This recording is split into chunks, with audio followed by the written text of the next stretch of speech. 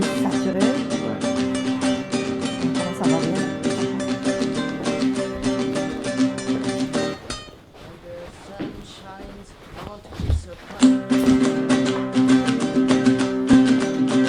Alors, on s'est rencontrés il y a 6 ans dans les ateliers du Dernier Cri. C'est un atelier de sérigraphie à Marseille. Ils font depuis 25 ans des livres, des affiches, des prints incroyables. C'est vraiment un grand nom dans l'édition de sérigraphie underground.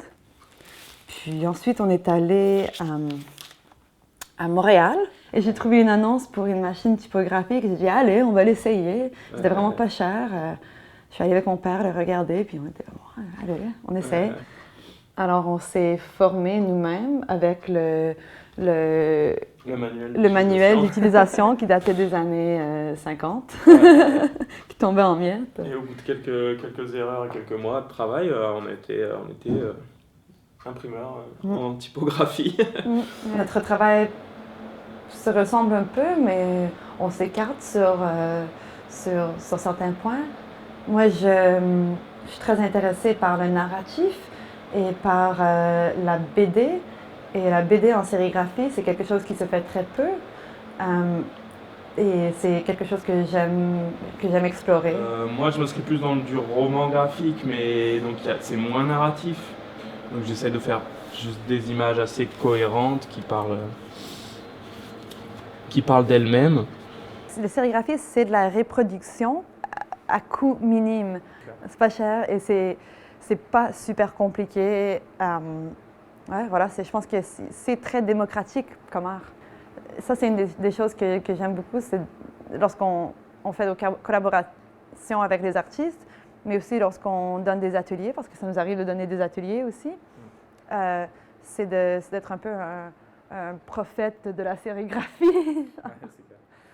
Fais-le toi-même. Ouais, voilà. La sérigraphie, tu traduis une image dessinée, une image gravée, une image peinte.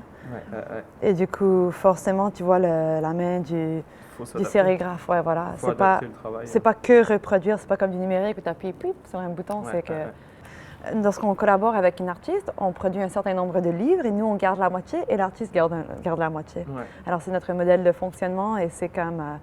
je sais pas, moi, je trouve ça bien, ça fit bien dans l'esprit anticapitaliste parce qu'il n'y a pas d'échange de sous, c'est vraiment un échange de travail pour travail. On partage de manière égale avec l'artiste qu'on invite à l'atelier, donc imprimé avec nous. Déjà, lui, il acquiert des nouvelles compétences parce qu'il y en a qui ne connaissent pas forcément la sérigraphie ou la typographie. Et là, il a l'occasion de mettre vraiment les mains dedans et puis de créer son objet, son livre, son œuvre. De A à Z. Voilà, on fait ça par passion, on fait vraiment pas du commerce avec ça parce que de toute façon, c'est pas viable encore. Nous aussi, on apprend à chaque fois qu'on imprime avec un artiste parce que chaque artiste travaille de manière différente. On ne s'inscrit pas dans un système capitaliste et on ne s'inscrit pas dans une démarche libérale capitaliste, quoi. Ouais. L'économie locale, nous, on trouve ça vraiment bien. Et puis je pense que le but c'est de faire des... Contact avec les fournisseurs directs et tout ça, et non pas faire imprimer nos livres. Ça nous coûterait sûrement moins cher de faire imprimer nos livres dans l'Est de l'Europe et puis de passer des commandes, quoi. Ouais.